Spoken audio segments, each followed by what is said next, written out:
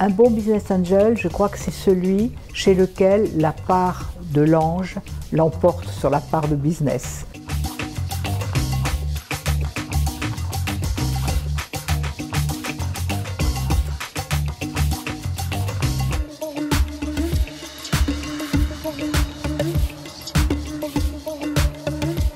J'ai l'habitude de dire que je suis plusieurs personnes à la fois. Je suis effectivement entrepreneur à travers mon activité de recrutement que j'ai créée il y a longtemps. Et je suis aussi business angel puisque j'investis dans des entreprises. Et enfin, une chose que vous ne savez peut-être pas, mais je suis jardinière et j'ai la chance d'avoir une rose qui porte mon nom. C'est fait de plein de petits bonheurs. Et dans ces petits bonheurs, il y a par exemple la conquête d'un nouveau client, la reconnaissance de ses pairs ou un travail en équipe avec ses collaborateurs de qualité. J'adore planter et j'adore voir grandir. C'est ce que je fais comme business angel, c'est un peu ça. Ce sont des jeunes pousses, d'ailleurs le vocabulaire est là. C'est de les aider à croître droit. Alors je sers parfois un peu de tuteur. C'est également de donner mon temps, mon énergie, mon intelligence et un peu d'argent pour les aider à pousser plus vite. Donc c'est ça qui est gratifiant, c'est les voir grandir.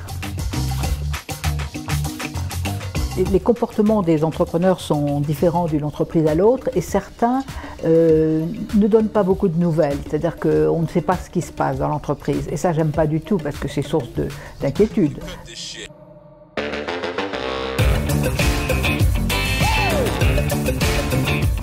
Alors aujourd'hui, je dois être investie dans 19 startups et 4 fonds d'investissement.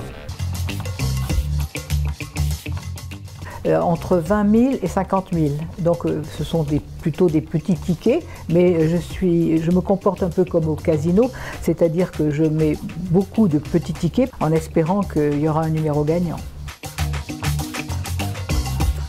Je suis psychologue de formation, donc pour moi, évidemment, l'homme ou la femme entrepreneur a beaucoup d'importance. Et je dois dire que c'est mon critère premier, c'est-à-dire que je crois ou pas dans ces personnes. Et si c'est le cas, bien sûr, je regarde quand même le produit, le concept et le marché. Mais first, l'entrepreneur.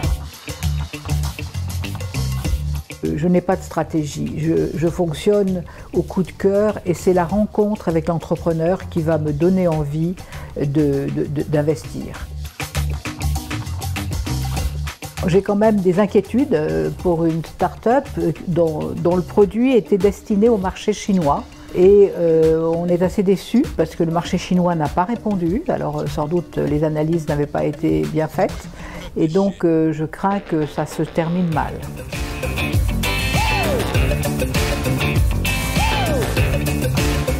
Un certain nombre d'entrepreneurs me disent qu'ils aimeraient beaucoup m'avoir à leur tour de table à cause de mon métier de conseil en recrutement. Parce que ça reste un des problèmes les plus préoccupants des startups, c'est-à-dire comment bien recruter. Et d'ailleurs, j'ai vu déjà un certain nombre d'échecs de personnes licenciées rapidement parce que ce n'étaient pas les bons choix.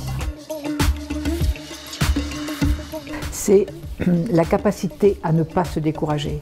Parce que le métier d'entrepreneur est tellement fait d'embûches que si on n'a pas cette qualité de fond, je crois qu'on ne résistera pas.